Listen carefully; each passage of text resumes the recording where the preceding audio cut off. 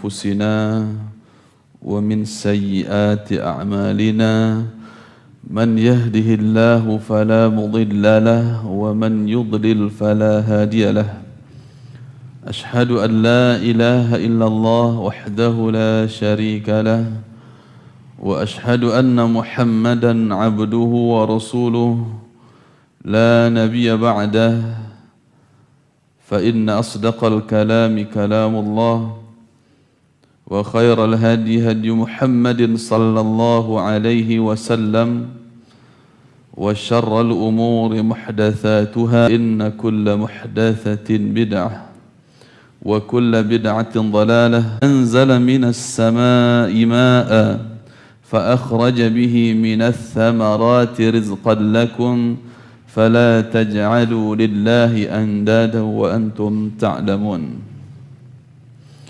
Ikhwatal Islam, jamaah kaum muslimin dan muslimat rahimani wa rahimakumullahu ta'ala. Kita bersyukur kepada Allah subhanahu wa ta'ala. Di dalam kehidupan ini Allah subhanahu wa ta'ala memberikan kesempatan kepada kita untuk mengenalnya, mengenal Allah subhanahu wa ta'ala sebagai Rabbul Alamin, sebagai satu-satunya ilah yang berhak diibadahi dan sebagai satu-satunya zat yang memiliki nama-nama dan sifat-sifat yang sempurna, yang laisa kamitslihi syai' wa huwas sami'ul basir. Allah subhanahu wa ta'ala yang tidak ada yang semisal, yang serupa, yang sebanding, selevel, setara dengannya. Adapun Allah subhanahu wa ta'ala amatlah maha mendengar dan maha melihat. Kita pun bersalawat semoga Allah subhanahu wa ta'ala sampaikan salawat kita untuk nabinya Nabi Muhammad sallallahu alaihi wasallam, untuk keluarga beliau, sahabat-sahabat beliau dan orang-orang yang mengikuti beliau sampai hari kiamat. Jamaah yang kami cintai dan kami muliakan karena Allah subhanahu wa ta'ala, setelah sebelumnya pada pertemuan pekan lalu kita membahas tentang perintah yang utama, yaitu mengikuti tauhid sebagai jalan yang ditempuh para nabi dan rasul.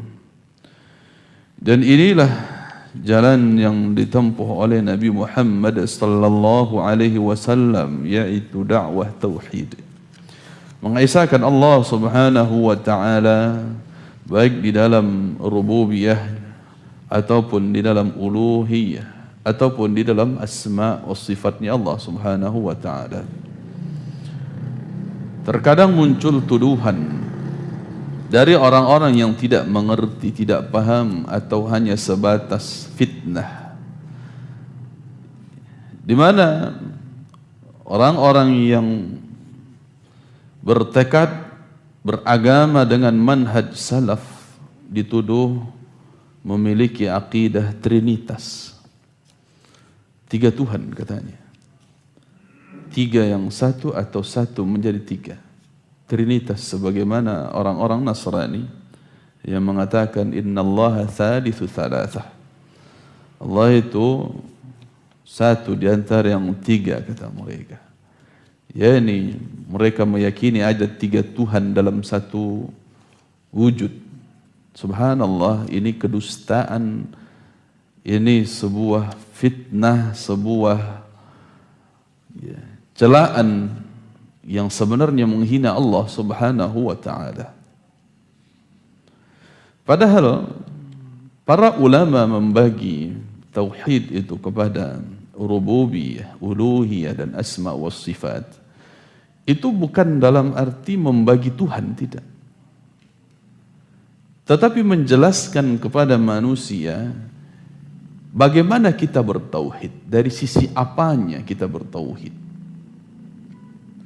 Karena sebagian manusia ada yang hanya mengimani, iya Allah satu-satunya yang maha menciptakan, iya. Tetapi giliran beribadah tidak mau satu-satunya kepada Allah. Nah, karena kenyataan inilah para ulama menjelaskan. Sehingga mereka ada yang membagi menjadi dua pengertian atau dua kategori tauhid, yaitu tauhidul ilmi al-i'tiqadi dengan tauhid al-iradi al-talabi. Ini masyhur juga di kalangan para ulama, bukan membaginya dengan tiga tapi jadi dua. Ada tauhid ilmi al-i'tiqadi, tauhid di dalam ilmu dan keyakinan. Ya, ini mengilmui dan meyakini bahwa Allah Subhanahu wa taala satu-satunya yang menciptakan, yang mengatur alam semesta, yang memberi rezeki. Sekaligus Allah satu-satunya memiliki nama-nama dan sifat. Kita yakini demikian. Kita yakini Allah lah satu-satunya zat yang memiliki nama-nama dan sifat-sifat yang sempurna. Ini masuk kategori pertama. Ya, tauhid dalam ilmu dan keyakinan. Kategori yang kedua adalah tauhidul iradi at-talabi, tauhid di dalam penghambaan, di dalam maksud dan penghambaan, yakni antara dari makhluk kepada Allah. Kalau tadi dari Allah kepada makhluk, kalau sekarang yang kedua adalah dari makhluk kepada Allah. Meyakini, mengimani Allah lah satu-satunya yang berhak diibadahi, sehingga dia beribadah hanya kepada Allah, berdoa hanya kepada Allah, meminta, memohon, dia takut, dia khauf, ya, dia raja, berharap, dia beristi'adzah, dia beristi'anah, memohon pertolongan, perlindungan dan seterusnya hanya kepada Allah Subhanahu wa taala. Sehingga dengan poin-poin penjelasan itu baru mudah kita memahami tauhid itu. Ya. Karena kalau tidak demikian, bagaimana dengan iblis yang mengakui bahwa Allah menciptakan dia? Khalaqtani min nar. Iblis mengakui, engkau ya Allah telah menciptakan aku dari api. Apakah dikatakan iblis bertauhid? Tentu tidak. Dia hanya sebatas mengakui itu. Mengakui secara rububiyahnya, Allah yang menciptakan dia, diakui. Tetapi giliran beribadah, dia tidak mau kepada Allah Subhanahu wa ta'ala. Giliran patuh, dia tidak mau kepada Allah Subhanahu wa ta'ala. Giliran diatur oleh Allah, dia tidak mau patuh. Disuruh, diperintah, tidak mau patuh. Disuruh bertauhid, dia tidak patuh. Ini menunjukkan bahwa tidak bisa dikatakan iblis itu bertauhid, walaupun dia mengakui salah satu sisi tauhid. Dia mengilmui dan meyakini Allah sebagai pencipta, satu-satunya. Tidak pernah iblis mengatakan dirinya menciptakan dirinya sendiri, tidak pernah. Tapi mereka, iblis itu mengakui Allah sebagai pencipta. Namun di sisi yang lain, dia tidak mengakui Allah Subhanahu wa ta'ala sebagai sesembahan satu-satunya.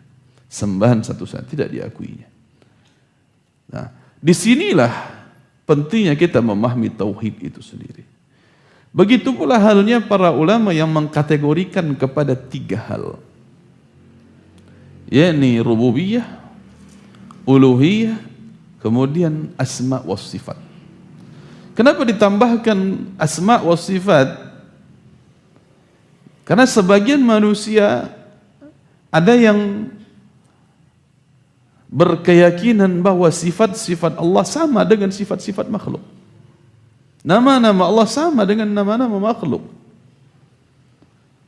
Maka ini batil, kesyirikan, menyamakan Allah dengan makhluk. Begitu pula ada sebagian manusia yang mengingkari nama-nama dan sifat-sifat Allah, seluruhnya ataupun sebagian.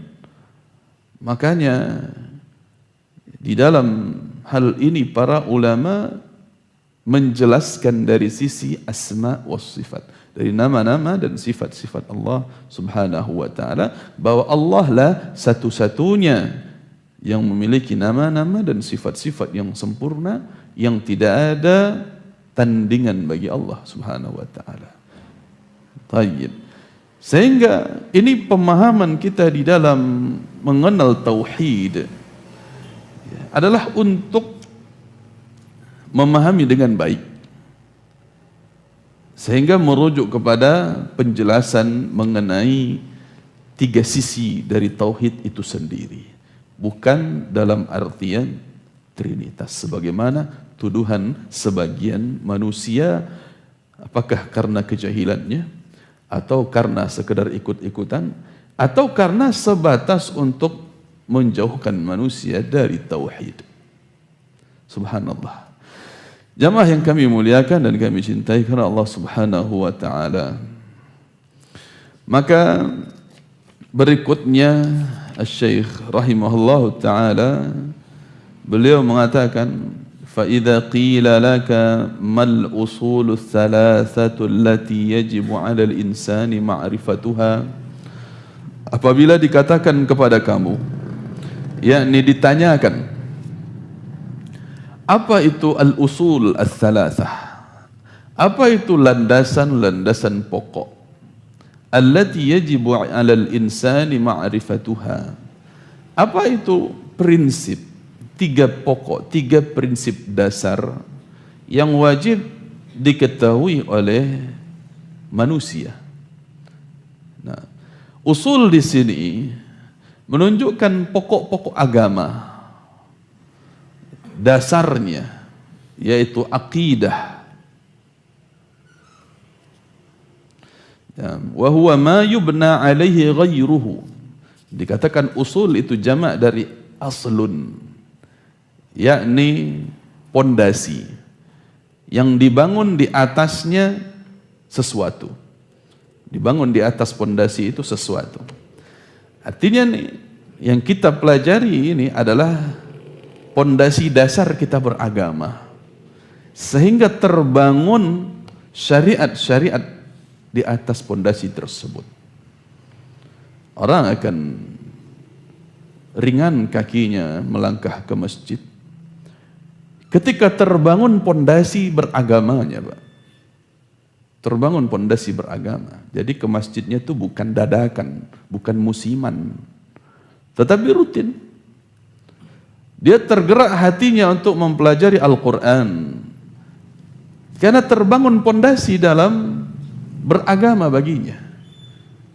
Wajib dia untuk mempelajari, membaca Al-Quran dengan cara yang baik, benar, tajwidnya, makhraj hurufnya, hukum nun, sukun, tanwin, dan seterusnya. Tergerak hatinya karena ada pondasi yang kuat dalam dirinya.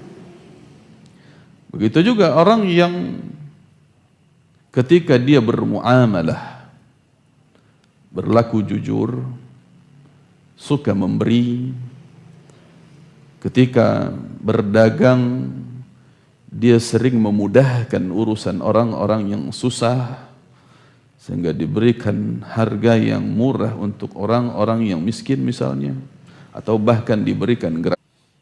Tidak terbangun di atas prinsip. Apapun perbuatan keagamaan yang dia lakukan, bahkan termasuk ke dalam adab-adab sendiri, itu tidak dibangun di atas kebenaran.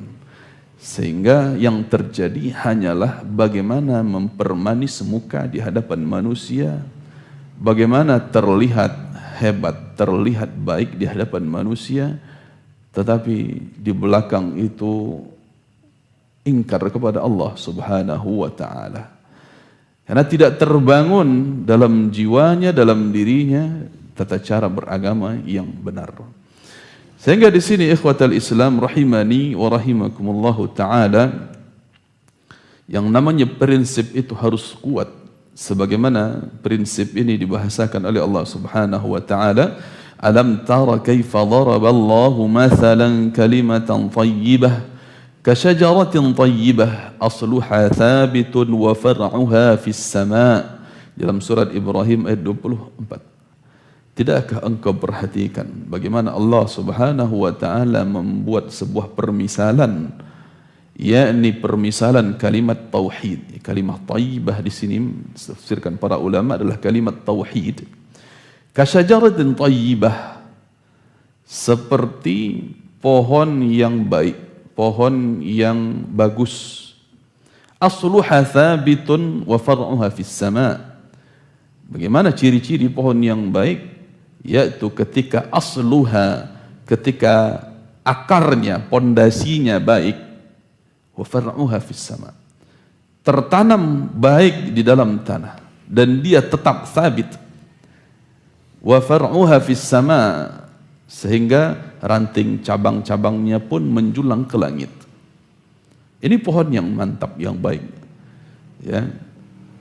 Karena kenapa? Karena dia tetap di situ. Sabit, tidak goyah. Kalau pohon itu goyah, terpaan angin bisa tumbang. Apalagi pohon-pohon yang sering dipindah-pindah. Itu jarang sekali menghasilkan buah. Ya, kalau kita lihat sendiri di antara ini hikmah, ya, walaupun tidak bisa kita katakan tafsirnya, ya, tetapi bisa diambil tadabbur darinya, yaitu di antaranya pohon-pohon yang biasa orang sebut nama tanaman buah dalam pot. Kalaupun dia dalam pot, dia mesti tetap di situ supaya menghasilkan buah. Tapi coba pindahkan.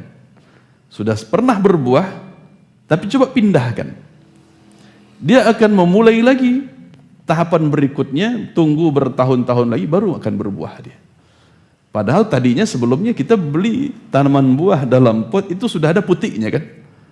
Sudah keluar calon bakal buah. Tapi kenapa ketika dipindah ke rumah kita, buah itu tiba-tiba jatuh, gugur, tidak sampai masak, ataupun kalaupun sampai masak, besoknya untuk berbuah yang berikutnya lama, nunggu lama.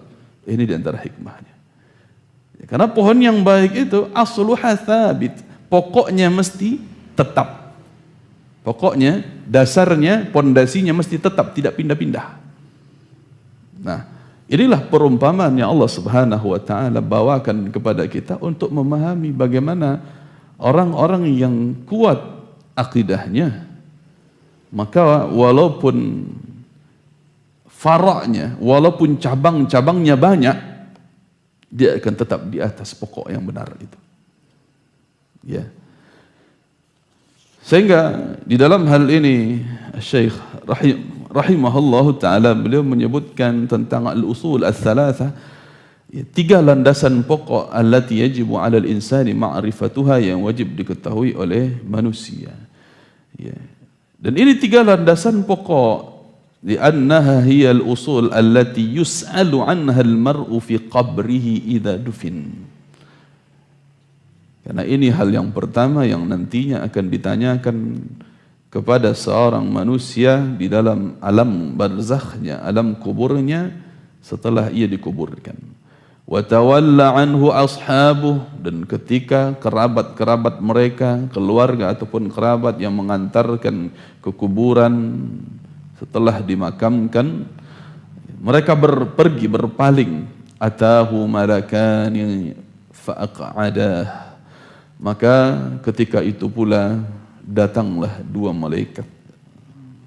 Dua malaikat yang mempertanyakan, fasa'alah, dua-duanya bertanya kepada mayit yang telah dikubur tersebut, man rabbuka wa ma dinuka wa man nabiyyuk, siapa Rabbmu, apa agamamu, dan siapa nabimu. Fa ammal mu'minu fayaqulu rabbi Allah wa diniyal Islam wa nabiyyi Muhammad. Adapun orang yang beriman, maka dengan mudah dia mengatakan, Rabbku adalah Allah, agamaku adalah Islam, dan nabiku adalah Nabi Muhammad sallallahu alaihi wasallam. Wa ammal murtabu awil munafiqu fayaqulu ha la adri sami'tu an-nasa yaqulun syai'an faqultuhu.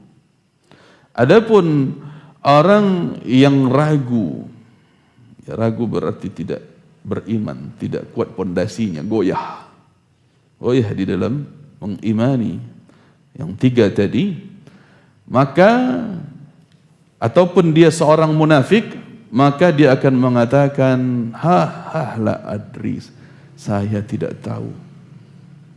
Setiap kali ditanya, saya tidak tahu, katanya. Aku dulu di dunia sami'tun nasa yaqulun, aku cuman mendengar orang-orang mengatakan begini, maka saya pun katakan begitu. Aku di dunia mendengar orang mengatakan Rabbku adalah Allah, maka saya akan katakan demikian juga. Ketika di dunia orang mengatakan agama saya Islam, saya katakan Islam juga. Ketika di dunia orang-orang mengatakan Nabi kita Muhammad pun, saya katakan Nabi kita Muhammad. Tetapi tidak mengilmuinya, dan tidak mengamalkan, dan tidak membuktikannya. Subhanallah. Bahasa kita sekarang jemaah yang kami muliakan boleh disebut dengan Islam KTP. Dia mengatakan apa yang dikatakan manusia. Rabb kita Allah, ya kita katakan Allah. Agama kita apa? Islam, kita katakan Islam. Nabi kita siapa? Nabi Muhammad.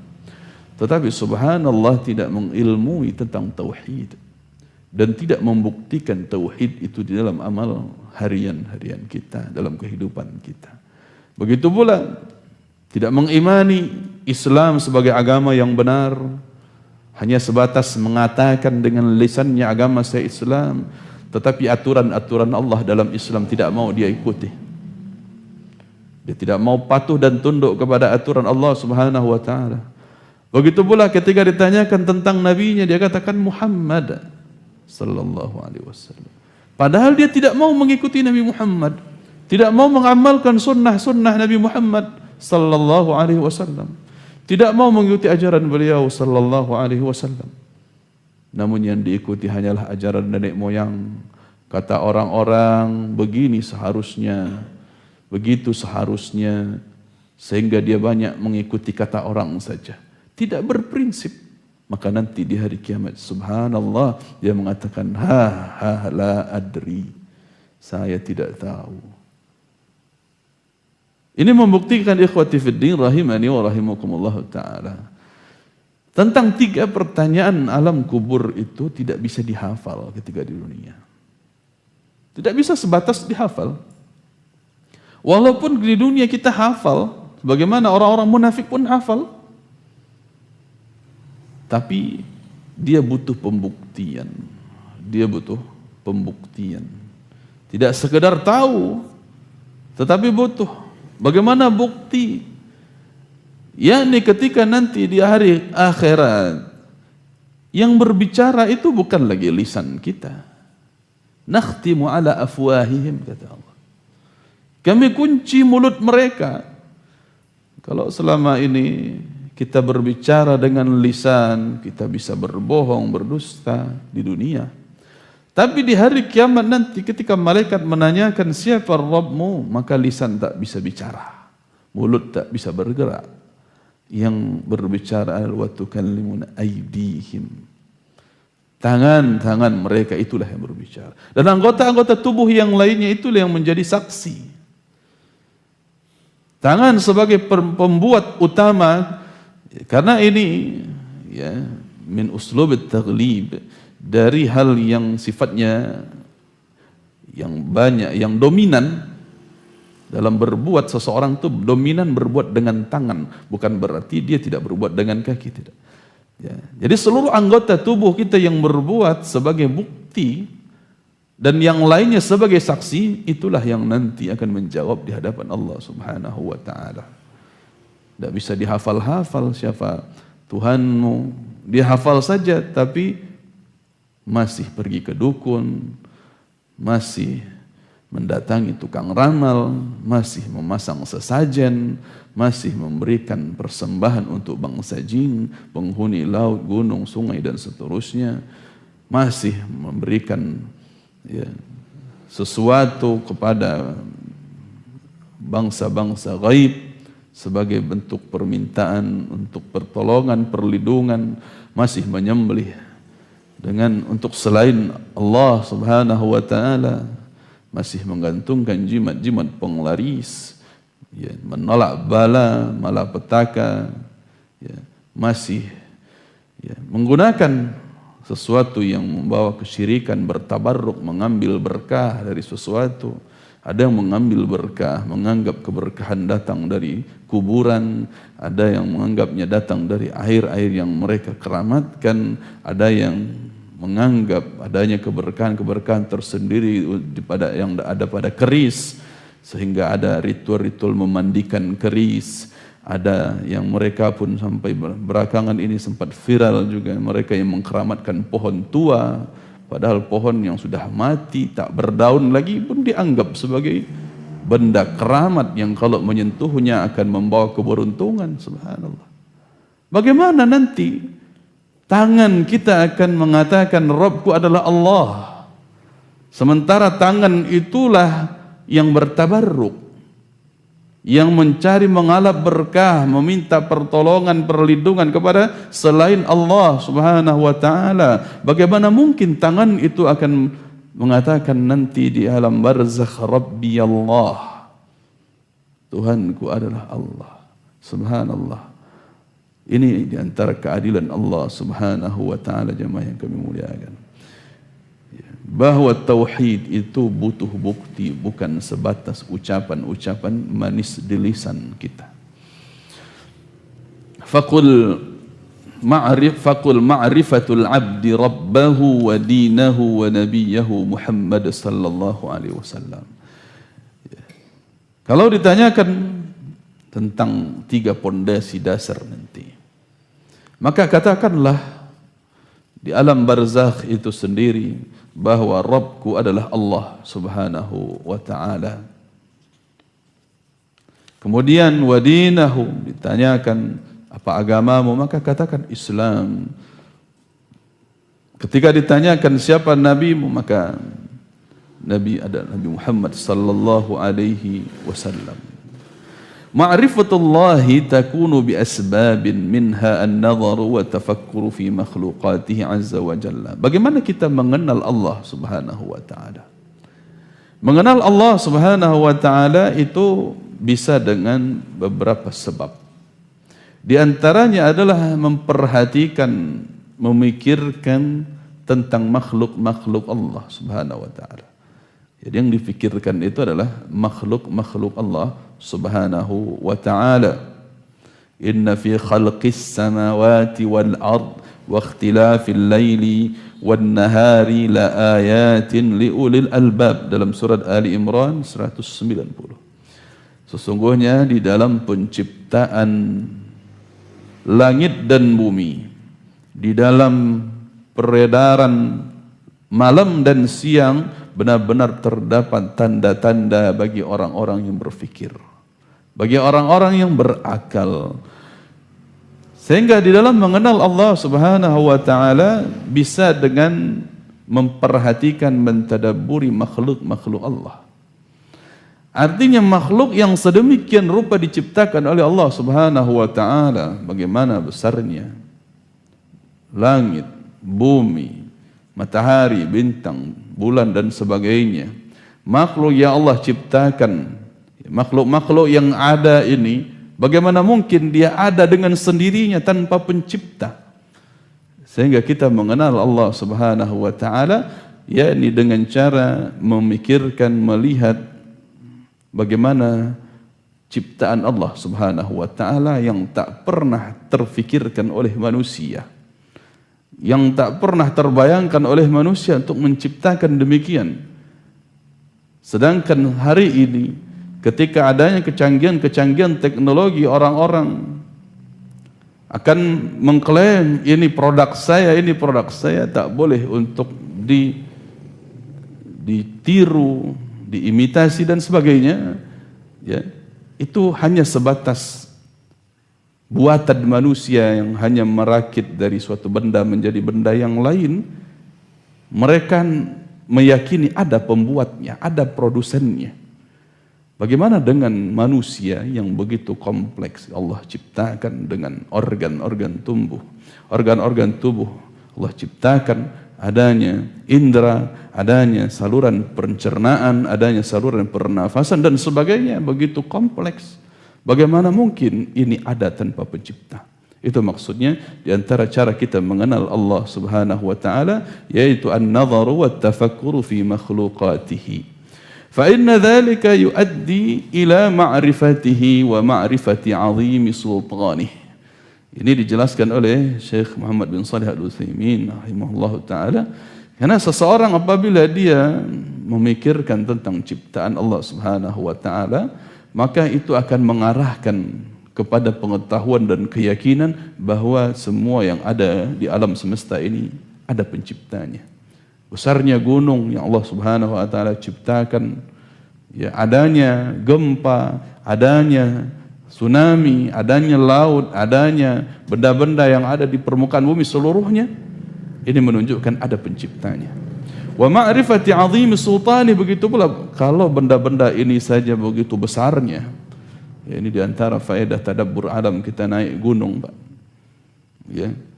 Gunung yang begitu besarnya dibandingkan dengan kita yang sangat kecil, ini semakin meyakini bahwa kita ini ciptaan Allah Subhanahu wa taala yang tidak mampu berbuat apa-apa, yang lemah. Gunung yang besar itu saja nanti akan dihancurkan oleh Allah Subhanahu wa taala, wa takunul jibalu. Ya, ketika ketika gunung itu ibarat laron, ibarat apa? Bulu yang berterbangan, kapas atau bulu, kalahnil manfush. Bagaimana dengan kita yang jauh lebih kecil dari gunung? Yang jauh lebih kecil dari gunung. Ini membuktikan betapa orang-orang yang pandai berfikir dalam hal ini, dia akan semakin bertauhid, mengakui keesaan kebesaran Allah Subhanahu wa taala wa tamami qudratihi, dan mengakui betapa sempurnanya kekuatan dan kehendak Allah Subhanahu wa taala, wa hikmatihi wa rahmatihi. Begitu pula luasnya hikmah Allah dan rahmat yang diberikan oleh Allah Subhanahu wa taala. Namun begitu pula wa min asbabi ma'rifatil 'abdi rabbahu an-nadhar fi ayatihi syar'iyyah. Sebab kedua, bagaimana seseorang mengenal Allah Subhanahu wa taala, yaitu dengan melihat kepada ayat-ayat syar'i. Kalau tadi ayat kauni, yaitu makhluk yang Allah ciptakan, sekarang adanya ayat-ayat syar'i, yaitu nas atau wahyu. Wa hiya al-wahyu alladhi ja'at bihi ar-rusul alaihi wassalatu wassalam. Wahyu yang dibawa oleh Rasul sallallahu alaihi wasallam. فينظر في هذه الآيات وما فيها من المصالح العظيمة التي لا تقوم حياة الخلق في الدنيا ولا في الآخرة إلا بها.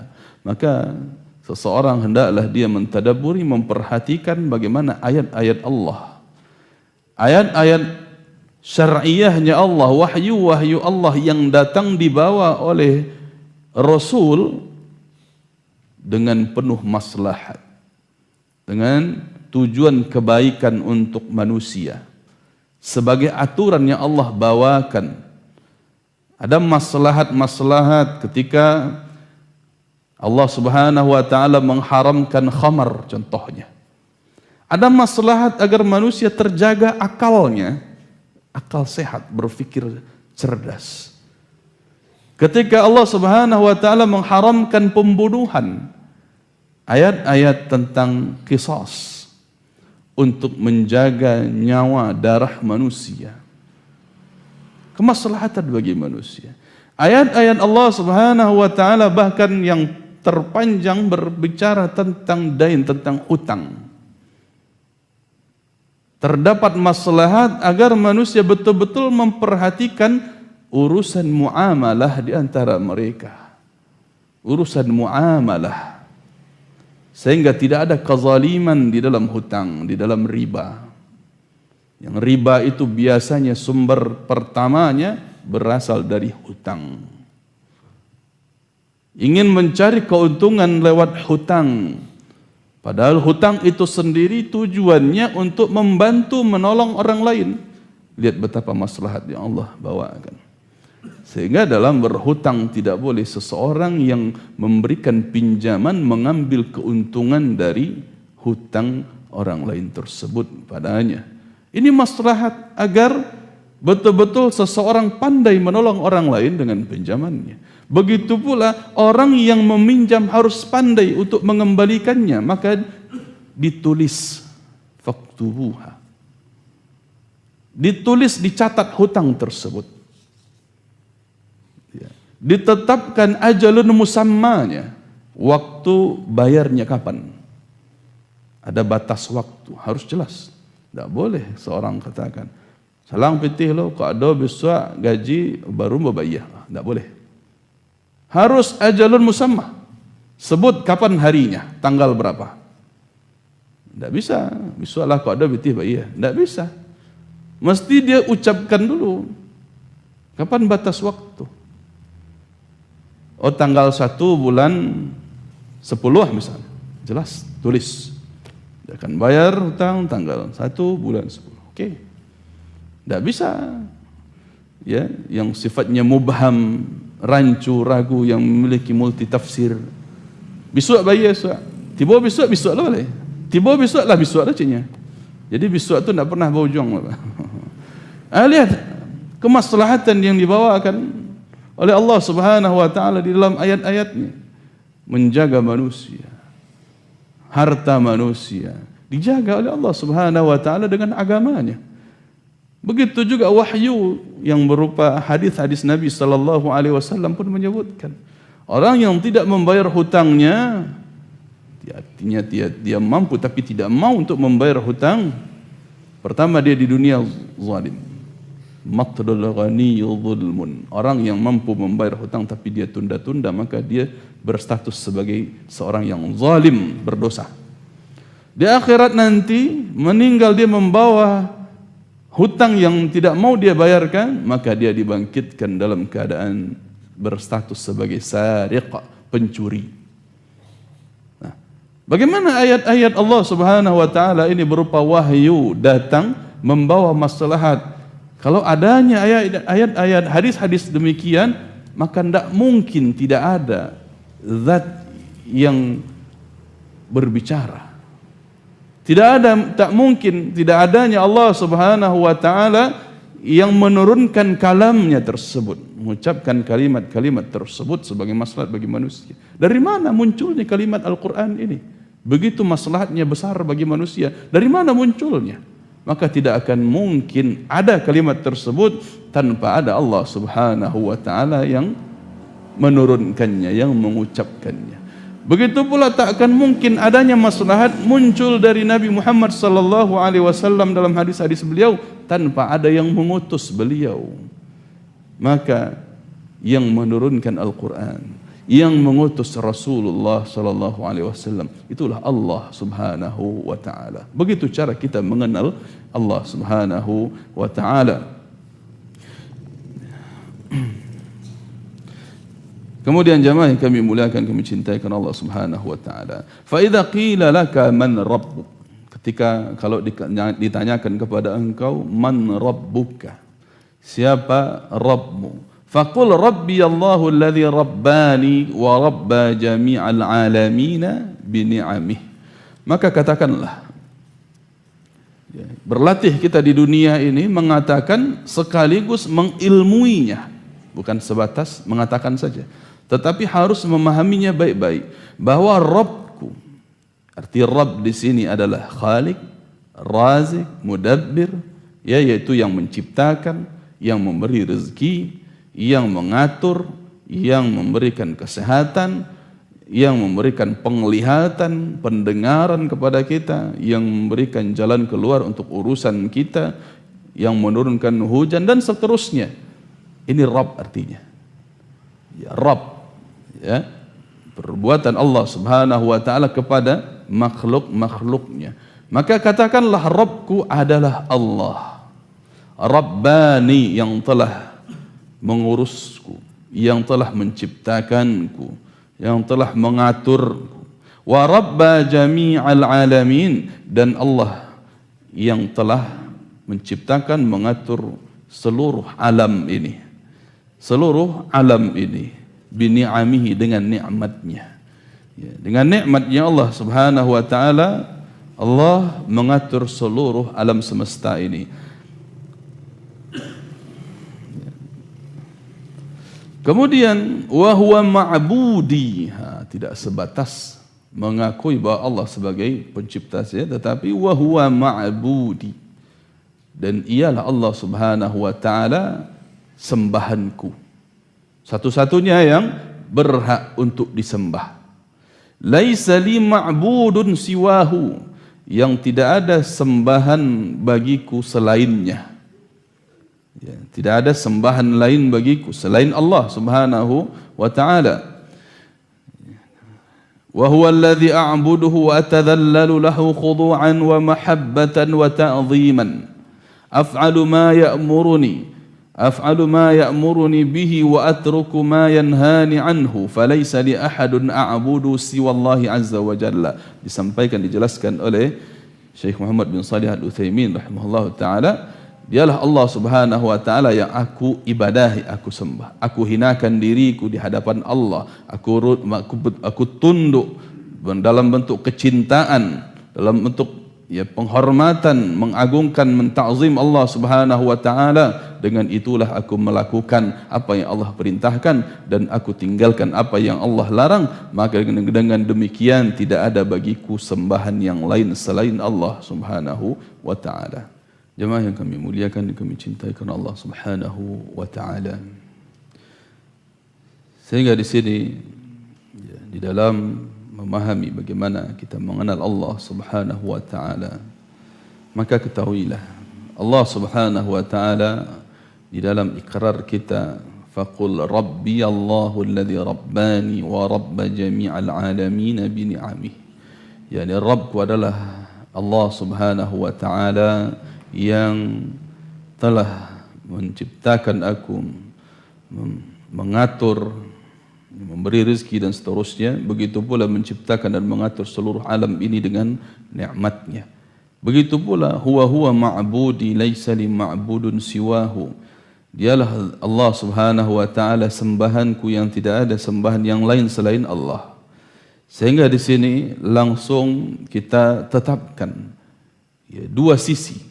Pertama, dari sisi Allah Subhanahu wa taala berupa perbuatan Allah, menciptakan, memberi rezeki, mengatur dan seterusnya tadi.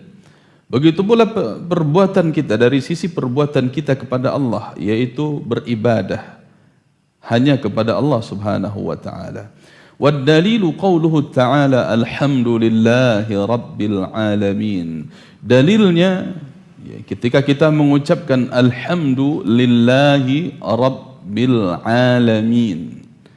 Di sini pun sebenarnya ada tiga sisi tadi tauhid itu sendiri. Alhamdu fihi itsbatu tauhidil asma was sifat. Ada alhamdu, segala puji, pujian Allah Subhanahu wa taala yang maha memiliki pujian ini mengikrarkan di antara tauhid asma wa sifatnya Allah. Lillahi, hanya milik Allah, dari kata ilah, sesembahan, ini tauhid uluhiyah. Rabbil alamin, ini tauhid rububiyah, Rabbil alamin. Maka di dalam kalimat alhamdulillahi rabbil alamin, di dalam satu ayat ini sudah terdapat tiga sisi tadi dari tauhid. Asma wa sifat, uluhiyah dan rububiyah. Dan Allah sendiri adalah salah satu dari antara nama-namanya, Al-Ilah, Allah Subhanahu wa taala. Sehingga segala pujian hanyalah miliknya. Wa kullu ma siwallahi alamun wa ana wahidun min dzalikal alam. Dilanjutkan oleh Syekh Muhammad bin Abdul Wahhab rahimahullahu taala, dan seluruh yang selain Allah itu adalah alam, disebut dengan alam, Rabbul alamin, Rabb semesta alam. Jadi alam itu adalah makhluk. Selain Allah Subhanahu wa taala maka disebut dengan alam, yakni makhluk. Wa ana wahidun min dzalikal alam. Dan katakan pula nanti bahwa aku, kita semuanya ini, katakan diriku adalah salah satu min dzalikal alam, salah satu dari alam tersebut. Jadi kita sebagai manusia salah satu dari alam. Nah, ini ikrar kita kepada Allah Subhanahu wa taala bahwa diri kita ini hanyalah alam, bukan Rabb. Maka enggak boleh kita mengatakan diri kita sebagai pencipta. Ya, ini bahasa yang keliru ya di antara orang-orang ya menyebutkan dia menciptakan sesuatu. Mencipta apa? Mencipta bola lampu. Tidak, dia hanya penemu, menemukan saja. Bagaimana merangkai suatu benda menjadi benda yang lain, itu penemu namanya, bukan pencipta. Maka kata pencipta ini walaupun di dalam bahasa Indonesia dia memiliki arti yang khusus yang berhak diberikan kepada Allah Subhanahu wa taala saja. Pemberi rezeki itu hanya Allah Subhanahu wa taala. Tayyib. Maka Allah Subhanahu wa taala sebagai Rabbul Alamin. Kemudian fa idza qila laka bima arafta rabbak. Kalau ditanya kepada engkau. Ya, maksudnya kalau Syekh di sini menjelaskan kalau ditanyakan begini maka jawab begini. Kalau ditanyakan begini maksudnya. Ini dalam artian belajar dengan metode tanya jawab supaya betul-betul paham. Ya, ada metode-metode orang-orang di dalam menjelaskan ilmu dengan metode misal, memberi contoh. Ada metode syarah, memberi penjelasan. Ada metode tanya jawab. Nah, ini dalam rangka memudahkan orang-orang untuk memahaminya. Fa idza qila laka bima arafta rabbak, kalau ditanyakan kepada engkau bagaimana caranya engkau mengenal Rabbmu, mengenal Allah Subhanahu wa taala. Faqul bi ayatihi wa makhluqatihi wa min ayatihi al-lailu wan-nahar wasyamsu wal-qamar wa min makhluqatihi as-samawati as-sab'u wal-arduna as-sab'u wa man fihinna wa ma bainahuma. Yakni kita mengenal Allah, ya katakan mengenalnya dengan ayat-ayatnya dan makhluk-makhluknya. Ya, dengan cara mengenal ayat-ayat Allah dan makhluk-makhluknya. Ya, dijelaskan oleh Syekh Muhammad bin Shalih Al-Utsaimin rahimahullah taala. Ayat-ayat Allah di sini itu ada ayat syar'iyyah, ada ayat kauniyah. Ini penjelasan para ulama, begitu juga ulama-ulama yang lain. Ada ayat kauniyah, ada ayat syar'iyyah. Kalau ayat syar'iyyah itu adalah wahyu Al-Qur'an, hadis Nabi sallallahu alaihi wasallam, itu syar'iyyah. Adapun kauniyah itu ciptaan Allah. Ciptaan Allah Subhanahu wa taala. Allah ciptakan malam, siang, matahari, bulan dan seterusnya. Kemudian di sini sebutkan bi ayatihi wa makhluqatihi, dengan ayat-ayat Allah dan makhluk-makhluknya. Kalau makhluk itu khusus kepada ayat kauni saja. Khusus kepada ayat-ayat kauni. Maka penyebutan Syekh di sini rahimahullah taala bi ayatihi wa makhluqatihi adalah penyebutan umum kemudian disebutkan khusus setelahnya.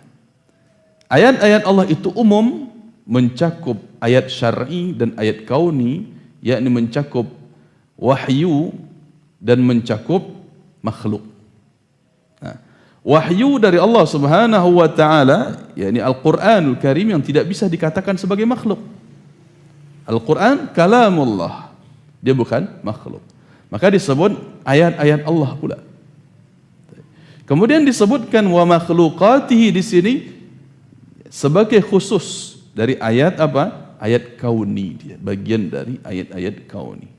Wa min makhluqatihi as-samawati as-sab'u wal arduna as-sab'u. Di antara contoh makhluk-makhluk Allah adalah langit yang 7 dan bumi yang 7 juga.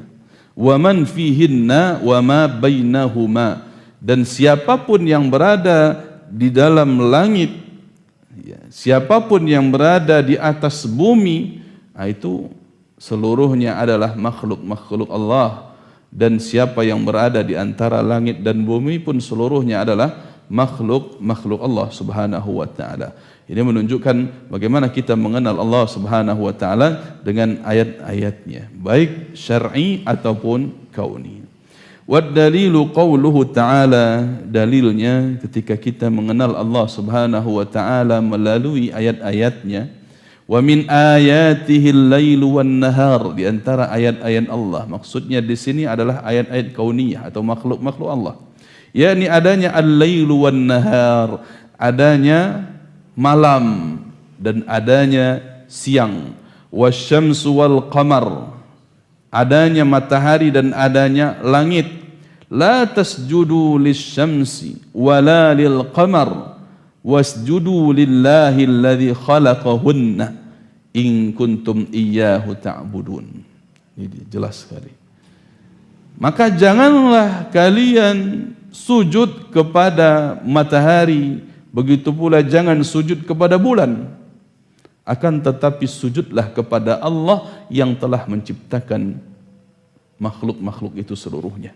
Sujud kepada Allah yang menciptakan matahari, yang menciptakan bulan, yang menciptakan malam, menciptakan siang. Sujud kepada Allah Subhanahu wa taala yang menciptakan itu semuanya. In kuntum iyyahu ta'budun. Kalau benar-benar kalian adalah orang yang bertauhid, yang beribadah hanya kepada Allah Subhanahu wa taala.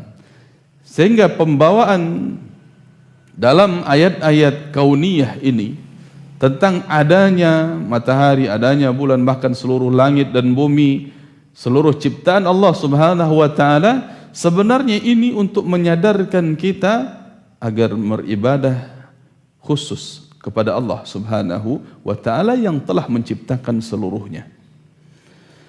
Begitu pula wa qauluhu inna rabbakumullahu alladhi khalaqas samawati wal arda fi sittati ayyam.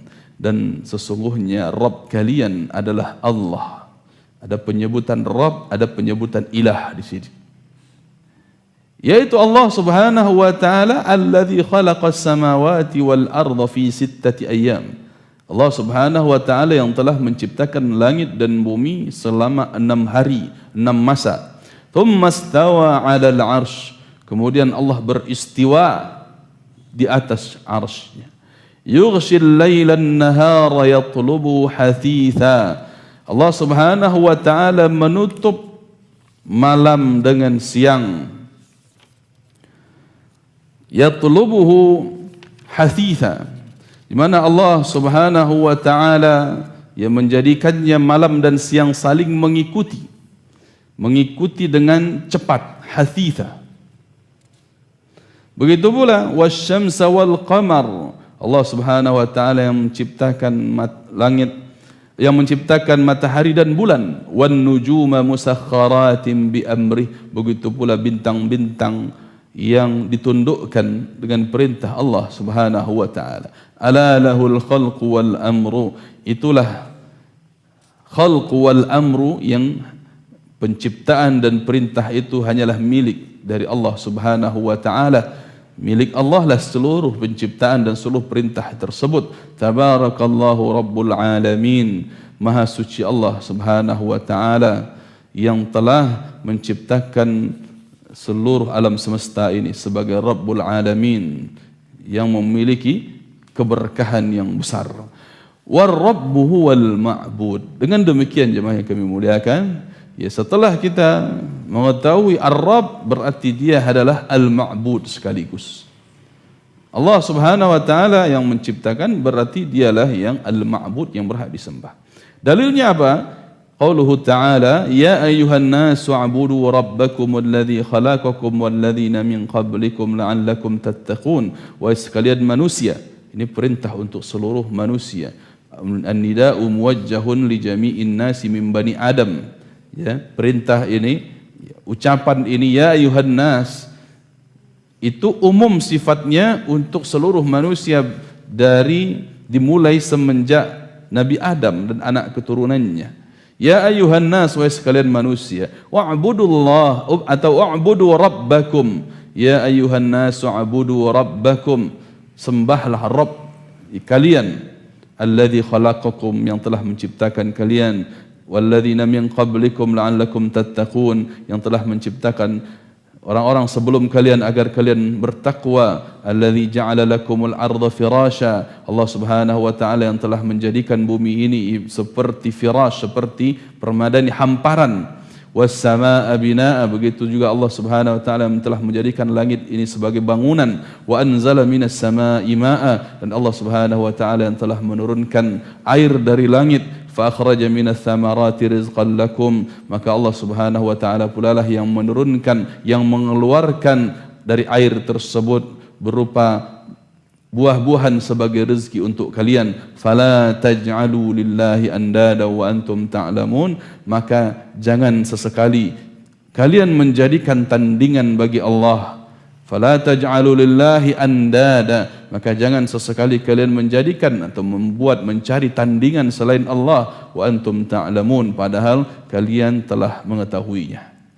Sehingga jemaah yang kami muliakan, sebagaimana juga setelah kita bahas bahwa ini ayat ayat yang ke-21 surat Al-Baqarah, begitu juga dengan ayat yang ke-22-nya. Ini perintah pertama sekaligus larangan pertama. Perintah pertamanya adalah bertauhid. Larangan pertama di dalam Al-Quran, fala taj'alu lillah, maka jangan menjadikan tandingan bagi Allah. Fala taj'alu lillahi andada, jangan menjadikan tandingan bagi Allah subhanahu wa ta'ala. Betapa hinanya orang-orang yang ketika dia tahu Allah subhanahu wa ta'ala yang memberikan dia rezeki, menumbuhkan tanaman-tanaman, lalu ketika panen justru yang diberikan adalah sesajen untuk jin, untuk setan-setan yang dimintai perlindungan, pertolongan. Dia tahu Allah subhanahu wa ta'ala yang mampu mendatangkan mudarat, malapetaka, tetapi yang diberikan kepala kerbau itu kepada penghuni penghuni gunung, penghuni jembatan katanya. Malah dia ketika berhadapan masuk ke tempat-tempat yang dianggap angker, tempat-tempat yang jarang dia kunjungi, malah dia minta permisi kepada penghuni tempat tersebut dari makhluk halus. Nyiak permisi katanya. Subhanallah. Kenapa tidak dia mintakan perlindungan kepada Allah yang menciptakan inyak-inyak tersebut? Kenapa tidak dia mintakan perlindungan kepada Allah? A'udzu bikalimatillahi tammati min syarri ma khalaq. Minta kepada Allah perlindungan, bukan kepada inyak-inyak penghuni tempat-tempat angker tersebut.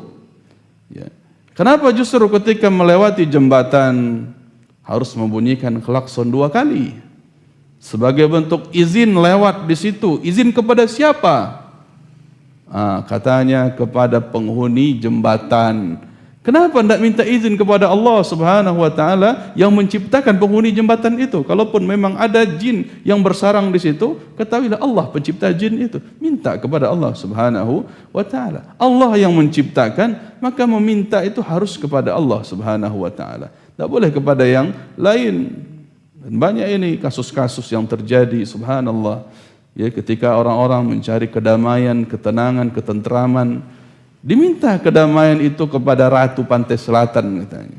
Yang akhirnya dia ada ritual terapi ombak, yang kemudian apabila datang ombak tersebut dia sujud.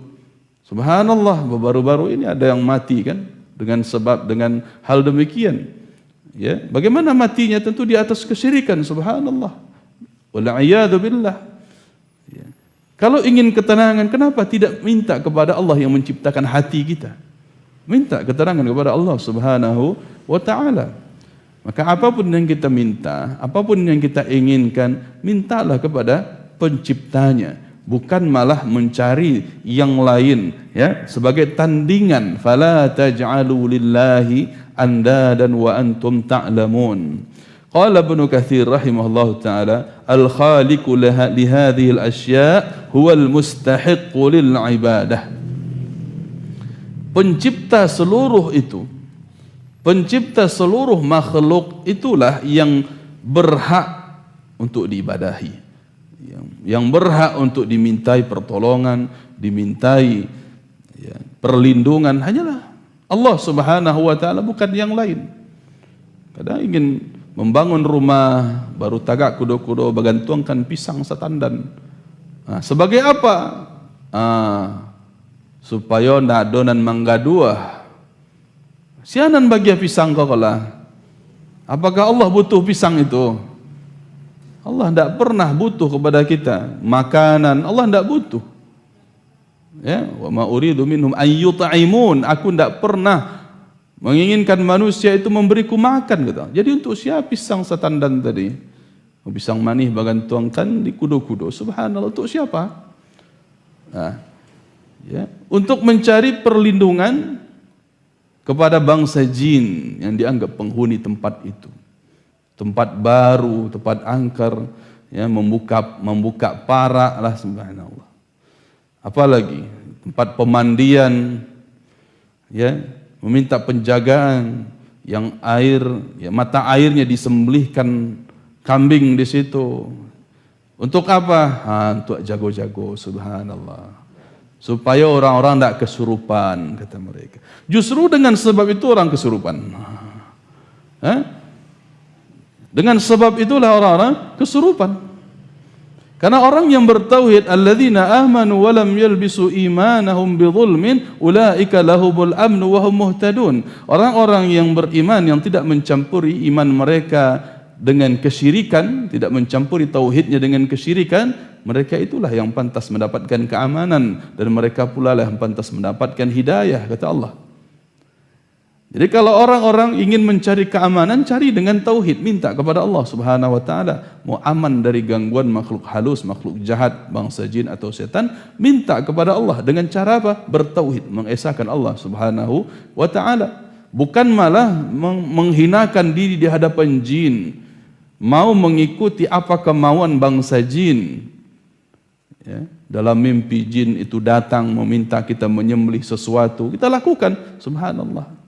Inilah yang dikatakan mencari tandingan selain Allah Subhanahu wa taala. Ya, betapa banyak orang-orang yang ingin mendapatkan rezeki juga, yang ingin mendapatkan jodoh juga, dengan cara-cara mendatangi sesuatu yang haram, yakni kesyirikan-kesyirikan, dengan jimat-jimat dan hal yang lain-lainnya.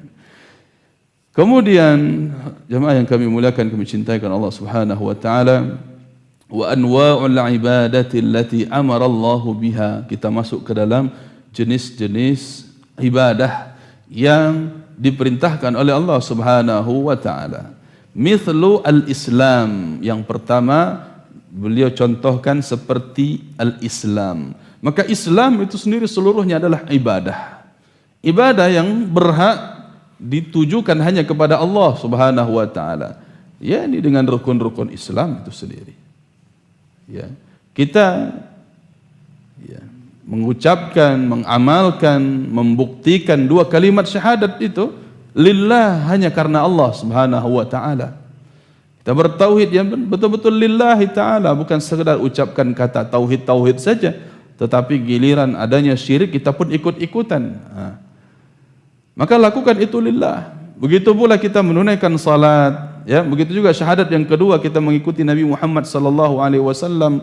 Kenapa kita mengikuti Nabi Muhammad? Karena Allah yang suruh, "Wa ma ataakumur rasulu fakhudhuhu wa ma nahakum anhu fantahu." Apa yang datang dari Rasul itu ambillah, maka apa yang beliau larang itu tinggalkanlah. Maka kita mengikuti Nabi Muhammad sallallahu alaihi wasallam lillah, karena Allah. Begitu juga di dalam Islam, dalam rukun Islam itu sendiri adanya salat. Kita lakukan karena Allah. Qul inna salati wa nusuki wa mahyaya wa mamati lillahi rabbil alamin. Katakanlah sesungguhnya salatku, ibadah-ibadah yang lainnya seperti sembelihanku, begitu juga hidupku, matiku hanyalah lillahi rabbil alamin, untuk Allah sebagai Rabbul alamin. Begitu juga ibadah-ibadah yang lain di dalam rukun Islam itu sendiri seperti puasa, zakat, haji, kita lakukan lillahi ta'ala, bukan untuk mengharapkan pujian dari orang, bukan untuk dipandang dinilai sebagai orang saleh, bukan, tetapi kita lakukan ikhlas lillahi ta'ala. Begitu juga al-iman, ya, berimannya kita lillah karena Allah Subhanahu wa taala. Beriman kita kepada Allah, beriman pun kita kepada para malaikat itu karena iman kepada Allah. Allah yang mengutus malaikat itu. Karena ada zat yang mengutusnya, ada Rabb yang mengatur para malaikat, yaitu Allah Subhanahu wa taala. Kita beriman kepada Rasul, kepada para nabi dan Rasul, itu pun dalam rangka iman kepada Allah. Karena ada zat, ada Rabb yang mengutus mereka, para nabi dan Rasul tersebut. Ada yang menciptakan mereka, para nabi dan Rasul tersebut. Begitu pula kita beriman adanya kitab, beriman kepada hari akhirat, beriman kepada takdir Allah Subhanahu wa taala, seluruhnya lillah, kita lakukan dalam bentuk ibadah kepada Allah Subhanahu wa taala. Begitu juga al-ihsan. Ya. Al-ihsan an ta'budallaha ka'annaka tarah fa in lam takun tarahu fa innahu yarak. Kita beribadah seakan-akan melihat kepada Allah. Kalaupun tak sanggup melihat kepada Allah, maka ketahuilah bahwa Allah melihat kita. Maknanya ihsan di sini merasa diawasi oleh Allah. Merasa diawasi oleh Allah. Orang kalau merasa diawasi oleh Allah, dia tidak akan jadi berbuat maksiat. Dia paham, Allah Maha melihat, Allah Maha mengawasi. Sehingga dia akan selalu berbuat baik. Ini orang yang muhsin, yang memiliki sifat ihsan yang dia lakukan lillahi ta'ala. Bukan ihsan untuk CCTV, tidak. Karena ada CCTV yang mengawas, maka tidak jadi mencuri. Subhanallah. Bukan untuk itu. Tetapi tidak jadi melanggar aturan Allah, tidak jadi bermaksiat, tidak jadi mencuri. Itu dilakukan lillahi ta'ala. Itu dalam bentuk ibadah. Begitu juga wa minhu ad-du'a, di antara bentuk ibadah itu adalah doa, memohon. Wal khauf, adanya rasa takut kita hanya kepada Allah. War raja, berharap hanya kepada Allah. Wat tawakkul, bertawakal, menyerahkan diri hanya kepada Allah Subhanahu wa taala. War raghbah, termotivasi kita untuk berbuat sesuatu, berbuat kebaikan itu lillah, karena Allah. War rahbah pun demikian. Rahbah pun mirip dengan khauf dia. Ada rasa takut, ada rasa gentar, ya, sehingga kita meninggalkan dosa, itu pun dilakukan karena Allah Subhanahu wa taala. Wal khusyu', kita khusyuk beribadah, fokus, kita tenang, merendahkan hati itu kepada Allah Subhanahu wa taala. Begitu juga al khasyah, takut juga. Ada 3 bentuk rasa takut, ada khauf, ada rahbah, ada khasyah, yang masing-masingnya memiliki perbedaan tersendiri, ya, masing-masingnya memiliki perbedaan tersendiri, di mana kata, ya, secara umumnya memiliki makna yang sama, itu memiliki ketakutan yang dilakukan karena Allah Subhanahu wa taala. Ya, baik ketakutan itu didasari dengan ilmu, ya, atau ketakutan dalam bentuk ibadah kepada Allah Subhanahu wa taala sebagai pencipta kita, maka seluruhnya dilakukan hanya karena Allah Subhanahu wa taala. Begitu pula, ya, kita ringkas sedikit, adanya al-inabah, bertaubat. Ini dalam bentuk ibadah, bertaubat kita karena Allah Subhanahu wa taala, kita tinggalkan dosa, kembali kepada Allah. Bukan taubat karena kapok. Badak berhenti merokok, kapok. Bapak itu lah divonis dari dokter sakit kau, baru berhenti dia. Ya. Tetapi lakukan. Kenapa kita berhenti merokok? Karena Allah. Allah Subhanahu wa taala yang melarang seseorang merusak dirinya sendiri dan merusak orang lain. Lakukan karena Allah.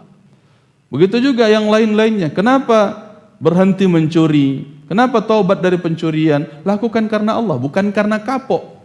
Kapok dihajar masa, bukan itu. Ya, capek masuk penjara, bukan karena itu kita taubat, tetapi jadikan itu sebatas titik balik saja.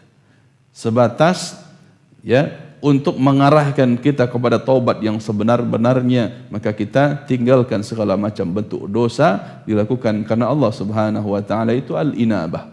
Begitu pula al-isti'anah. Isti'anah ini juga dalam bentuk ibadah, yaitu memohon pertolongan. Memohon pertolongan dari 2 sisi, baik agar diberikan manfaat ataupun agar dijauhkan dari mudarat, untuk mendatangkan hal yang positif dan dijauhkan dari hal yang negatif. Ini dalam bentuk isti'anah, memohon pertolongan. Ada isti'adzah. Isti'adzah ini pun memohon, bagian dari doa, yaitu memohon perlindungan agar dijauhkan dari keburukan sebelum keburukan itu datang. Itu isti'adzah. Memohon perlindungan kepada Allah Subhanahu wa taala tentunya dari keburukan sebelum keburukan itu datang. Namanya meminta perlindungan, berarti belum ada dia keburukan itu. Tapi sebelum ada. Nah, sebelum ada, artinya untuk dijauhkan supaya tidak mengenai kita hal-hal yang negatif tersebut. Ini isti'adzah namanya. Ini hanya berhak diberikan kepada Allah Subhanahu wa taala, meminta pertolongan dari perlindungan tersebut. Begitu juga ada al-istighatsah. Istighatsah ini meminta pertolongan juga kepada Allah agar dijauhkan dari keburukan setelah keburukan itu datang. Nah, ini bedanya dengan isti'adzah. Kalau istighatsah setelah keburukan itu datang, maka meminta agar disingkirkan. Ya, diminta kepada Allah agar keburukan itu disingkirkan setelah dia ada, setelah dia datang. Ini namanya istighatsah. Kemudian juga di antara bentuk ibadah wadzabhu, yaitu menyembelih, wan nadhru bernadar, wa ghairu dzalika min anwa'il ibadah allati amara Allah biha kulluha lillahi ta'ala. Begitu juga bentuk-bentuk contoh-contoh ibadah-ibadah, jenis-jenis ibadah yang lainnya yang Allah Subhanahu wa taala perintahkan kita, yang seluruhnya dipersembahkan kepada Allah Subhanahu wa taala. Dipersembahkan hanya kepada Allah Subhanahu wa taala, tidak boleh kepada yang lainnya. Wad dalilu qauluhu ta'ala, dalilnya adalah firman Allah Subhanahu wa taala, wa annal masajida lillah fala tad'u ma'allahi ahada. Maka sesungguhnya seluruh bentuk peribadatan, masajid di sini adalah bentuk peribadatan, ya, bentuk sujud. Begitu pula peribadatan yang lainnya lillah, seluruhnya hanya dipersembahkan untuk Allah. Fala tad'u ma'allahi ahada, maka janganlah kalian menyeru, memohon, meminta kepada selain Allah bersamaan dengan meminta kepada Allah. Jadi ini syirik. Jadi syirik itu bisa dalam bentuk seseorang beribadah kepada Allah iya, kepada selain Allah pun iya. Atau yang kedua, dia beribadah hanya kepada selain Allah, kepada Allah tidak. Maka dua-dua ini adalah syirik. Faman sarafa minha syai'an li ghairillahi fahuwa musyrik. Maka siapapun yang mempersembahkan salah satu dari yang tadi, Islam, iman, ihsan, doa khauf, raja, tawakal dan seterusnya, siapapun yang mempersembahkan sesuatu dari itu li ghairillah, untuk selain Allah, fahuwa musyrikun kafir. Maka dia adalah orang musyrik dan orang kafir. Artinya, ya, kesyirikan besar yang memalingkan, yang membuat seseorang terancam keluar dari Islam sehingga dia menjadi seorang yang kafir di sisi Allah Subhanahu wa taala. Wad dalilu qaulu ta'ala, dan dalilnya adalah firman Allah Subhanahu wa taala, wa man yad'u ma'allahi ilahan akhar la burhana lahu bihi fa innama hisabuhu 'inda rabbih innahu la yuflihul kafirun. Dan siapa yang menyeru, memohon, berdoa kepada selain Allah, menyekutukan Allah dengan sesuatu, fala burhana lahu bihi, maka dia tidak punya hujjah nanti dengan itu. Fa innama hisabuhu 'inda rabbih, maka nanti tunggu hisabnya di sisi Allah, sisi Rabbnya. Innahu la yuflihul kafirun, sesungguhnya tidak beruntunglah orang-orang yang kafir. Ya, maka di sini la yuflihul kafirun disebutkan orang kafir, menunjukkan bahwa kekufuran itu disebabkan yad'u ma'allahi ilahan akhar. Dia menyeru, berdoa, meminta kepada selain Allah sebagai sesembahan yang lain. Wa fil hadithi ad-du'a'u mukhul ibadah. Di dalam hadis disebutkan doa adalah intinya ibadah. Walaupun para ulama menilai hadis ini dhaif, sebenarnya tidak ada mukhnya, tetapi ad-du'a'u wal ibadah. Doa itu adalah ibadah. Ini yang lebih sahihnya. Demikian jemaah yang kami cintai dan kami muliakan karena Allah Subhanahu wa taala. Insyaallah nanti akan kita lanjutkan perincian, ya, perincian di dalam pembahasan jenis-jenis ibadah ini supaya betul-betul kita memahami dengan baik agar tidak salah di dalam mempersembahkan sebuah ibadah. Begitu pula kita sarankan kepada seluruh jemaah untuk membaca kitab tauhid. Untuk membaca kitab tauhid yang juga ditulis oleh Syekh Muhammad bin Abdul Wahhab At-Tamimi rahimahullahu taala, agar kita betul-betul paham bagaimana menyingkirkan kesyirikan dari diri kita. Karena jemaah yang kami muliakan, disebutkan oleh kalau tidak salah Ibnu Abbas radhiyallahu taala anhuma, beliau katakan asyirku akhfa min dabibin naml ala safatin sauda fi zulmatil lail, bahwa syirik itu lebih samar, susah dideteksi, lebih samar, bahkan lebih samar daripada jejak semut hitam di atas batu yang hitam di malam yang gelap. Jadi seseorang bisa jadi tidak sadar ternyata sudah melakukan kesyirikan karena samar baginya, sulit membedakan mana tauhid mana syirik.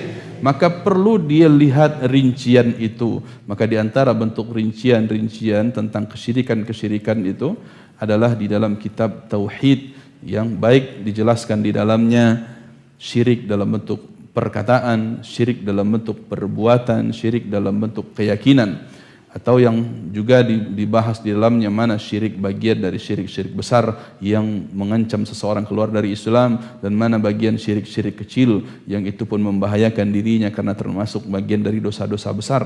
Maka dengan contoh-contoh yang ada di dalamnya, mudah-mudahan kita pun bisa menyingkirkan dari diri kita baik itu kebiasaan-kebiasaan lama ataupun pengaruh dari ikut-ikutan kultur budaya sesuatu. Ya, begitu pula agar kita kemudian waspada kalaupun pernah melakukan, mudah-mudahan kita bertobat kepada Allah Subhanahu wa taala darinya. Baik, kita masuk kepada sesi tanya jawab.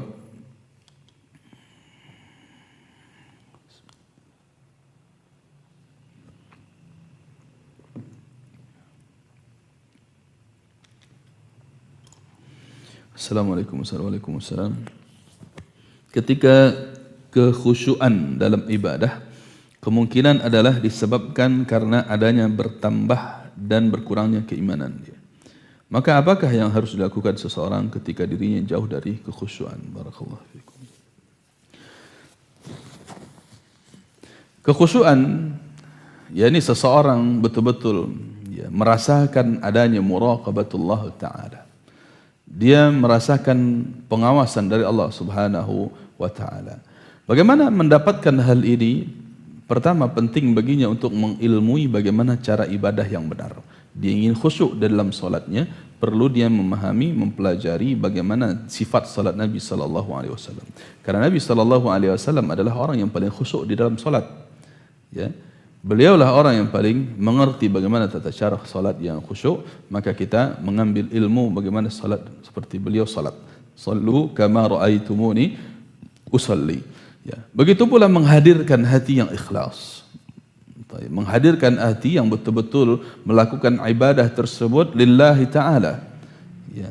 Sehingga fokus, tidak memikirkan yang lainnya, walaupun memang itu perkara yang sangat berat.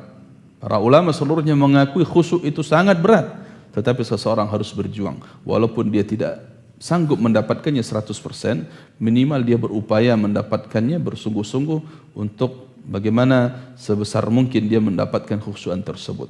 Ya, ini tidak memiliki jurus-jurus tertentu, ya, sebagaimana orang-orang mempelajari jurus khusyuk dalam solat. Kadang ada ya bagaimana dia melihat satu titik saja tanpa berpaling. Ini juga tidak ada syariat khusus tentang hal itu. Ya, bagaimana dia melatih pernafasan di dalam salat, ya, untuk mencapai ya jurus khusyuk dalam salat, ini juga tidak dibenarkan. Ya, begitu pula mencari bagaimana ya posisi seseorang yang terkadang kalau belum khusyuk dalam takbirnya, maka dia belum takbir, ulang lagi Allah sampai seperti itu berkali-kali. Nah, ini juga tidak dibenarkan. Maka bagaimanapun seseorang dia berupaya tetap dengan cara-cara yang diajarkan oleh Nabi sallallahu alaihi wasallam. Wa khairul huda huda Muhammadin sallallahu alaihi wasallam. Sebaik-baik petunjuk adalah petunjuk dari Nabi Muhammad sallallahu alaihi wasallam. Maka Nabi sallallahu alaihi wasallam tidak pernah mencontohkan yang demikian berulang-ulang kali dalam takbiratul ihram, ya, menyingkirkan was-was syaitan dan sebagainya. Maka ya ini perlu menjadi koreksi bagi kita. Cukup lakukan bagaimana Nabi sallallahu alaihi wasallam melakukannya, kemudian hadirkan hati yang siap untuk itu. Di antaranya juga dalam melatih kekhusyuan adalah kita sebelum salat itu mesti bersiwak contohnya. Ya, supaya orang lain pun terjaga dari gangguan mulut kita. Bersiwak, bersihkan badan. Di antaranya juga memakai wangi-wangian. Ya, memakai wangi-wangian sebelum salat. Itu di antara sunnah untuk mencapai khusyuk salat. Begitu pula menghindari dua keadaan, yaitu seseorang betul-betul lapar ataupun seseorang dalam menahan buang air besar atau buang air kecil. Ya, ini dihindari kondisi ini sebelum salat. Maka kalau betul-betul seseorang lapar, sebelum dia berangkat salat itu makanlah walaupun sedikit dulu pengganjal perutnya untuk membuat dia menjadi khusyuk. Karena Nabi SAW mengatakan la salata bihadrati at-ta'am aw wa huwa yudafi'ul akhbathan. Tidak sempurna salat seseorang dalam keadaan sudah hadirnya makanan, artinya di sini untuk siap untuk disantap dalam keadaan dia pun lapar. Begitu pula dalam keadaan wa huwa yudafi'ul akhbathan, ada dua kotoran yang sedang minta untuk dikeluarkan, yaitu buang air besar ataupun buang air kecil dan seterusnya. Ya, begitu juga isbaghul wudu, menyempurnakan wudu, ini pun diantara sebab-sebab untuk mencari kekhusyuan. Allahu a'lam. Assalamualaikum warahmatullahi wabarakatuh. Bagaimana saya menjadikan keinginan kuat saya adalah mendapatkan keridhaan Allah, tidak berpaling terhadap apa yang dikatakan orang. Dan mohon Ustaz referensi baik kajian atau kitab apa yang dapat membantu saya akan hal ini. Barakallahu fiikum. Ya, untuk mencari ridha Allah Subhanahu wa taala tentu harus terus di dalam belajar, menuntut ilmu agama, membaca kitab-kitab atau referensi-referensi yang berkaitan dengan akidah. Ya, sebagai awal kita di dalam hal ini juga kita bahas, contohnya ditanyakan di sini kitab apa, yaitu Ushul Tsalatsah dulu. Ya, cari juga terjemahannya, kemudian dibeli syarahnya, penjelasannya. Ya, sebagaimana di sini juga ada terjemahan yang kitab syarah yang ditulis oleh Syekh Muhammad bin Shalih Al-Utsaimin ini sudah ada terjemahannya ini, maka beli. Ya, kemudian kitab-kitab akidah dasar seperti Al-Qawaidul Arba, 4 kaidah juga di dalam memahami tauhid. Karena tauhid ini yang dalam rangka mencari ridha Allah Subhanahu wa taala. Karena orang yang bertauhidlah yang betul-betul diridhai oleh Allah Subhanahu wa taala. Tidak mungkin kita mencari ridha Allah sementara kita tidak mengenal tauhid. Maka pelajari kitab-kitab dasar-dasar akidah ini. Begitu juga usul as-sittah, 6 hal pokok yang juga di dalam memahami tata cara bermanhaj, beragama, metode kita mendapatkan ridha Allah Subhanahu wa taala. Karena perkara manhaj ini fokusnya kepada ridha Allah. Ya, manhaj, metode beragama seseorang itu tidak mencari muka di hadapan manusia, tidak mencari ridha manusia, tetapi metode para sahabat Nabi sallallahu alaihi wasallam dalam mencari ridha Allah Subhanahu wa taala. Ini di antaranya. Allahu a'lam.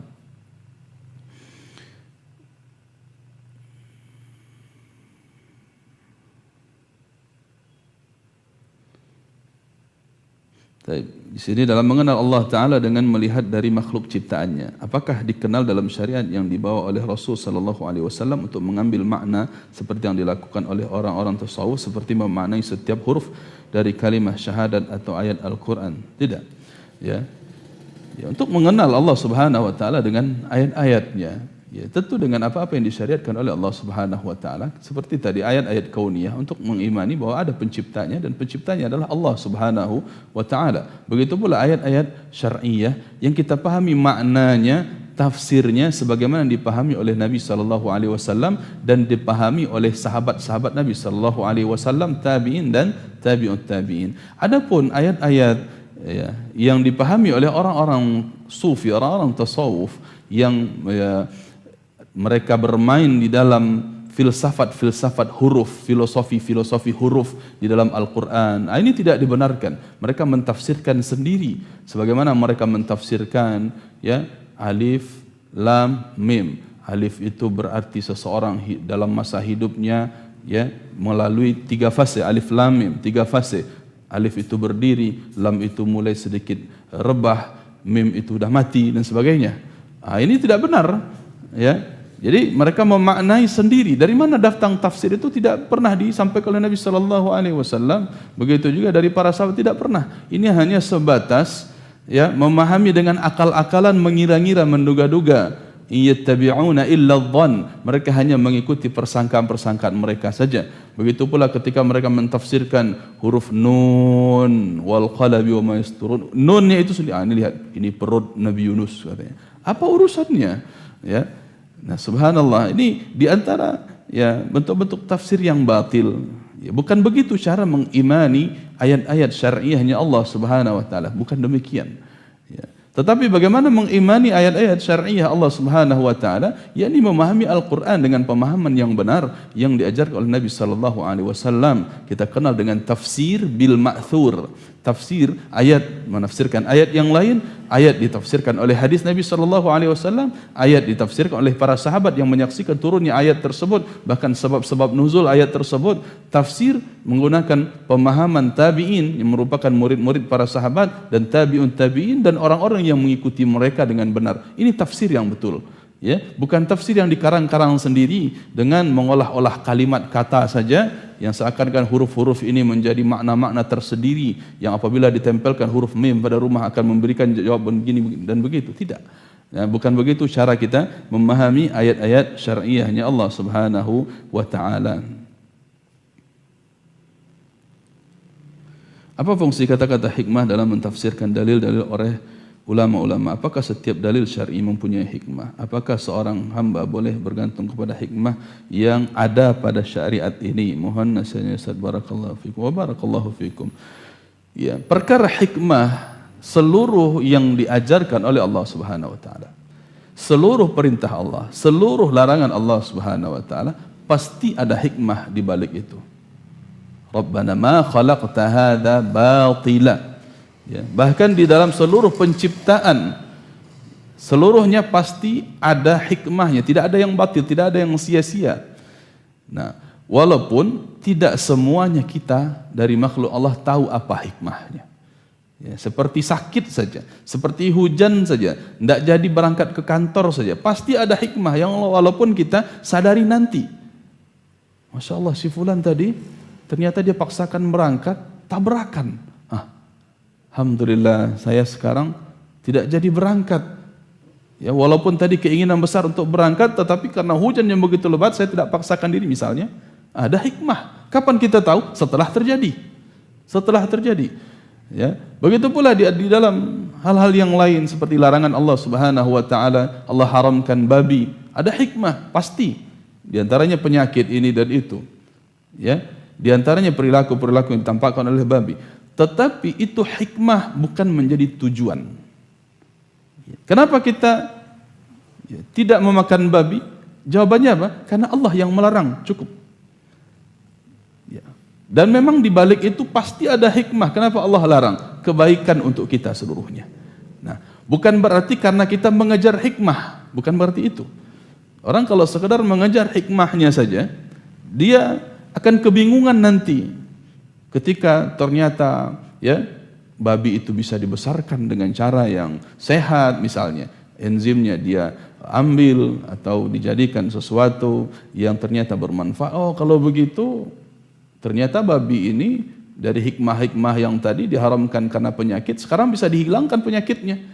Babinya sudah dirawat, dibesarkan dengan apa? Dengan tempat-tempat yang bersih, diberi makanan-makanan yang bersih, sudah tidak ada lagi cacing pita. Misalnya, apakah kita akan makan babi dengan sebab itu?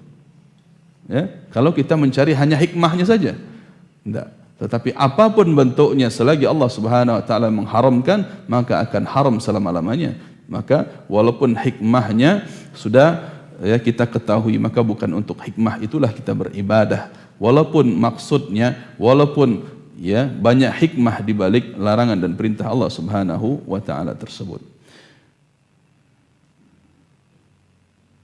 Tayyib. Assalamualaikum. Waalaikumsalam. Apakah penyebutan hamba Allah hanya dibatasi bagi kaum muslimin? Barakallahu fikum.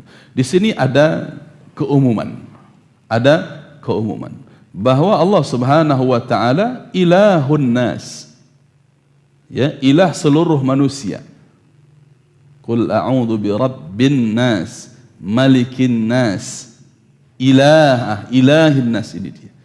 Ya, kalau di rafa ilahun nas, ya, Allah sebagai ilahnya seluruh manusia. Ini dalam bentuk apa? Di dalam bentuk iradatullah asy-syar'iyyah. Dalam bentuk Allah Subhanahu wa taala menginginkan manusia itu betul-betul menghambakan diri hanya kepada Allah, seluruh manusia. Jadi pada dasarnya seluruh manusia itu harus menjadi hamba Allah. Iya, ini secara umum hamba Allah. Baik. Sebagaimana juga seluruh makhluk yang ada di permukaan bumi ini adalah seluruhnya beribadah, seluruhnya menyembah kepada Allah Subhanahu wa taala. Ini secara umum. Namun tentunya secara khusus penyebutan hamba Allah ini adalah untuk orang-orang yang betul-betul secara kenyataannya dia menghambakan diri kepada Allah sebagai Subhanahu wa taala sebagai seorang muslim. Maka betul secara khususnya penyebutan ini dibatasi bagi kaum muslimin. Allahu taala a'la wa a'lam. Barakallahu fikum. Kita cukupkan sampai di sini pembahasan kita pada malam hari ini. Mudah-mudahan Allah Subhanahu wa taala memberikan taufik hidayah kepada kita seluruhnya untuk menjadi seorang yang betul-betul bertauhid, menjauhkan segala macam bentuk-bentuk kesyirikan. Barakallahu fikum. Subhanakallahumma wa bihamdik asyhadu an la ilaha illa anta astaghfiruka wa atubu ilaik. Salah dan kurang kami mohon maaf. Assalamualaikum warahmatullahi wabarakatuh.